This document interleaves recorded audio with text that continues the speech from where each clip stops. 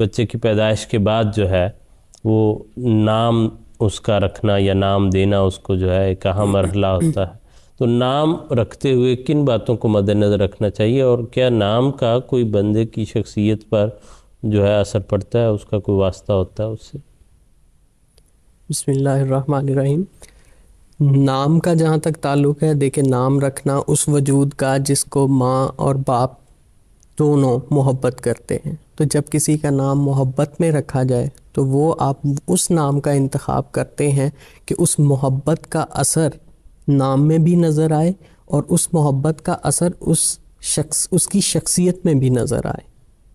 تو اگر ہم رسول کریم صلی اللہ علیہ وآلہ وسلم کے اسوہ کو دیکھتے ہیں تو رسول کریم صلی اللہ علیہ وآلہ وسلم نے ہمیشہ یہ نصیحت فرمائی اور اپنے ماننے والوں کو یہ بتاتے تھے کہ تم اچھے نام اختیار کرو، اپنی اولادوں کو اچھے نام دو. بلکہ ایک موقع پر تو ابو داؤد کی وہ حدیث ہے جس میں حضرت رسول کریم صلی اللہ علیہ وآلہ وسلم نے یہاں تک ارشاد فرمایا کہ قیامت کے دن تمہیں تمہارے اور تمہارے آباء کے نام سے پکارا جائے گا، اس لیے اچھے نام رکھا کرو. گویا نام اس دنیا میں ہی نہیں بلکہ آخرت میں بھی نام ہمارے کام آئیں گے جب ہمارا نام پکارا جائے. تو اس لیے کوشش یہی ہونی چاہیے کہ اچھا نام جس کا اچھا مطلب ہو، آپ اس دنیا میں آنے والے ایک نئے وجود کو ایسا پیارا نام دیں. بلکہ ایک موقع پر رسول کریم صلی اللہ علیہ وآلہ وسلم نے یہاں تک نصیحت فرمائی کہ اچھے نام اختیار کرو، اپنی اولادوں کو اچھے نام دو جن میں خصوصاً ایسے نام ہوں جو انبیاء کے نام پر ہوں. اور پھر فرمایا کہ عبداللہ اور عبد الرحمن مثالیں دے کر فرمایا کہ یہ خدا تعالیٰ کے نزدیک پسندیدہ ناموں میں سے ہیں. اور پھر حارث اور حمام وغیرہ کا بھی ذکر کیا، فرمایا کہ یہ بھی ایک اچھے نام ہیں. لیکن حرب اور مرہ کا نام بتایا کہ ان کے کیونکہ مطلب ایسے ہیں کہ جو اس کی شخصیت میں بھی خدا نخواستہ کل کو نظر آ سکتے ہیں، جن کا مطلب ہی لڑائی جنگ اور ان معنوں میں ہے، تو ان سے بچو، یہ نام نہ رکھو. بلکہ ایک ترمذی کی حدیث میں رسول کریم صلی اللہ علیہ وسلم کے اسوہ سے متعلق ہمیں ارشاد ملتا ہے کہ گویا رسول کریم صلی اللہ علیہ وسلم گویا نہیں حقیقتاً کانا یغیر الاسم القبیح، کہ آپ رسول کریم صلی اللہ علیہ وسلم اگر کسی کا قبیح بڑا سخت لفظ ہے کہ غلط نام جو غلط معنی رکھنے والا نام ہو سنتے تو اس کو تبدیل فرما دیتے تھے. تو گویا یہ تمام باتیں ہمیں بتاتی ہیں کہ نام کا انتخاب کرتے ہوئے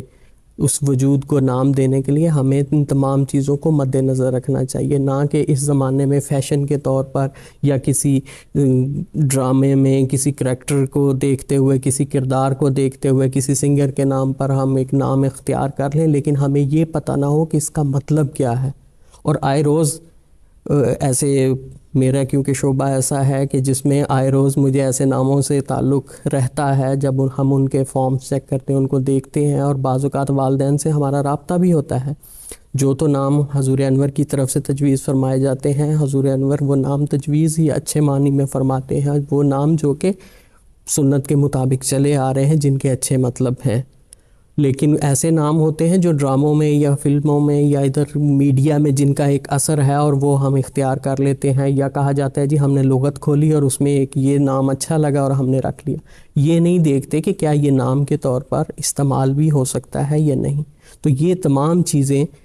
ہمیں مد نظر رکھنی چاہیے کہ اسم با مسمہ ہو، کل کو اس بچے کی شخصیت پر اس نام کا اثر ہونا ہے. اور بعض اوقات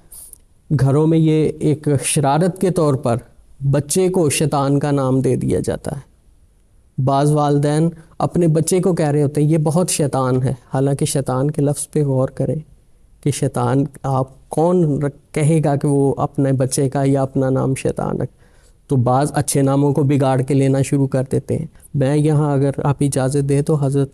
مصلح موعود رضی اللہ تعالیٰ عنہ کا ایک اقتباس اس ضمن میں پیش کرنا چاہوں گا، جس میں حضرت مصلح موعود رضی اللہ عنہ نے ناموں کے متعلق ہی جو حضور سے ایک سوال ہوا کسی نے کیا، تو حضور نے اس کے متعلق جو ارشاد فرمایا وہ میں آپ کے سامنے رکھتا ہوں. یہ فتاویٰ حضرت مصلح موعود رضی اللہ عنہ کے حصہ دوم میں بچوں کے نام سے متعلق یہ شامل ہے کہ ایک دوست نے عرض کیا کہ ہم حضرت کرشن اور حضرت رام چندر جی کو نبی مانتے ہیں،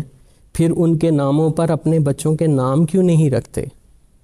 تو اس کا جواب حضور نے ارشاد فرمایا کہ نام تو آپ لوگ نہیں رکھتے اور پوچھتے آپ مجھ سے ہیں، میں نے تو کئی نام اس قسم کے رکھے ہیں،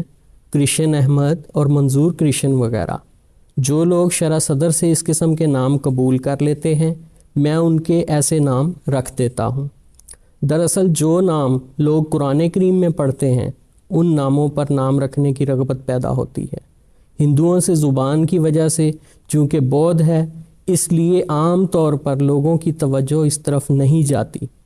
تو ناموں کے اختیار کرنے میں ان تمام باتوں کو مد نظر رکھنا چاہیے جو کل کو شخصیت پر اثر انداز ہوں۔ اور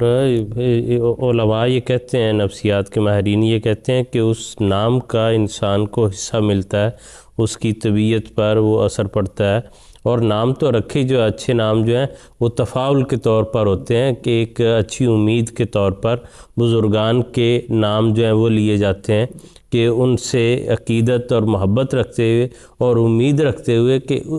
اس انسان کو بھی اس میں سے حصہ ملے گا، تو اس لیے ان معانی کو بھی مد نظر رکھنا چاہیے۔ اور پھر ایسے اگر نام ہوں جو بزرگوں کے ناموں پر ہیں، ایسی چیزیں ان ناموں کو بگاڑنا بھی نہیں چاہیے کہ وہ بھی ویسے جو ہے عام تقدس کے خلاف بات ہے کہ ان ناموں کو بگاڑ کر کوئی ایسی شکل دی جائے۔ دوسری، جیسے محترم لقمان صاحب نے ذکر فرمایا کہ فیشن کا بہت بڑا دخل ہوتا ہے کہ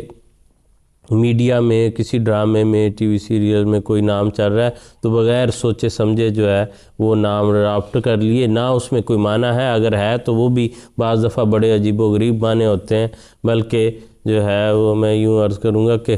پھر لوگ رکھنے کے بعد آ کے پوچھتے ہیں کہ جی ہمیں اس کا مطلب دیکھ کے بتائیں کہ کیا ہے، اور وہ چیک کیا جائے تو